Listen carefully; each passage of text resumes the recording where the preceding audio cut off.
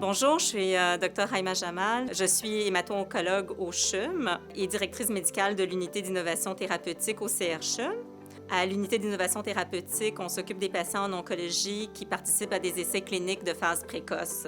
Les études cliniques, on les sépare en études cliniques de phase 1, de phase 2 puis de phase 3.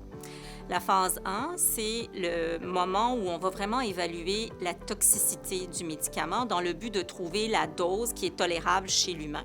On va commencer à des petites doses, puis on va les augmenter successivement chez un nombre limité de participants, puis on va étudier le profil de toxicité. Et dans l'étude de phase 2, on va aller chercher un signal d'efficacité qui nous permet de voir s'il y a quelque chose dans ces médicaments-là qui pourrait nous amener à avoir des taux de réponse intéressants, une rémission chez des patients avec cancer.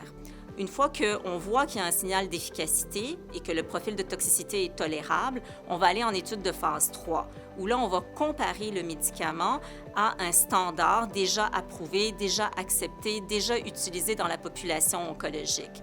Cette étude-là va nous permettre de savoir si ce médicament qui est à l'étude est supérieur ou au minimum équivalent.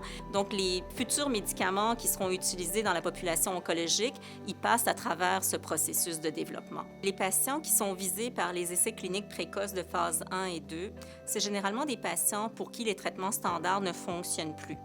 Ces patients-là sont encore en forme et ils désirent des traitements alternatifs qui pourraient peut-être avoir un impact sur l'évolution de leur maladie. Et dans ce contexte, ils enrôlent dans des traitements sur des essais cliniques précoces, sachant qu'il n'y a pas de garantie d'efficacité, que c'est expérimental. Les raisons pour participer à ces études pour les patients, elles sont multiples. Il y en a que c'est pour faire avancer la science, pour faire avancer la recherche.